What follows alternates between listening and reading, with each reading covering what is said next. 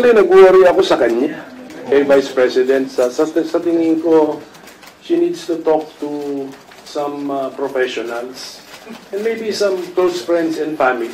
Ilabas niyo yung mga nasa damdamin at nasa isip niya. Mahirap ano yun eh, mahirap anong tawag mo o hindi mo i-share. Yun lang po ang masasabi ko. Sana may mga close friends siya and family na nakikinig and ma-advisean siya na meron siya mga sessions na ilalabas niya yung mga damdamin na gano'n. Bakit, sir?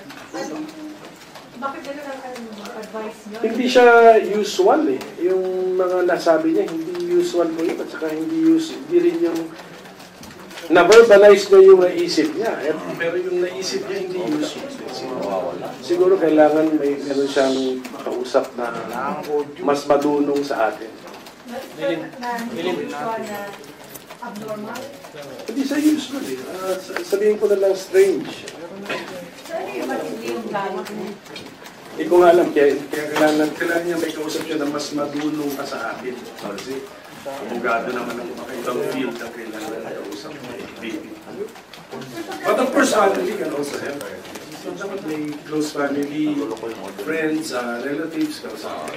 Or professional or doctor? Or professional. So, danger ba yun sa government natin? O dati nang ganito yung situation na magkailangan ng Vice President at ng Hindi ako nakatingin ako sa positive ha.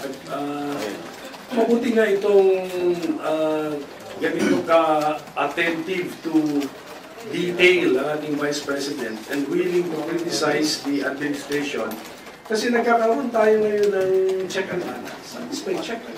Merong isang tao dyan na ina-anunsyo niya sa buong bansa, sa buong mundo na andyan siya to check the administration. So that's a welcome development sa isang demokrasya. That there is someone, some party, some group checking the administration. Yung narinig ko kasi nagulat ako. Akala ko, sabi ko, AI ba ito? Hindi naman, totoo pala. So it's really unusual yung mga sinabi po ni Vice President Sara Duterte. And to me, it's strange no, na in the first place na naisip niya yun, tapos verbalize lang niya. So ako, bilang hindi naman isang dalubhasa sa medical science, ang una kong masasabi kung may mga naririnig akong mga strange is baka kailangan ng mas marunong na tao na kausap or pamilya, no? or close friends para mailabas yung mga damdamin. Hindi mo ilalabas yun sa formal press conference. Sir, ang nire-refer niyo dun sa really unusual, ano yung mga, sa dami po yung sinabi niya, alin po dun in particular yung talagang tumatak sa inyo na unusual? Well, part lang naman, di ko naman pinanood yung 2 hours kasi part lang yung nakita ko yung, yung ulo, something yung ulo, and then something dito sa paghuhukay, at itatapon sa West Philippine Sea, mga ganun.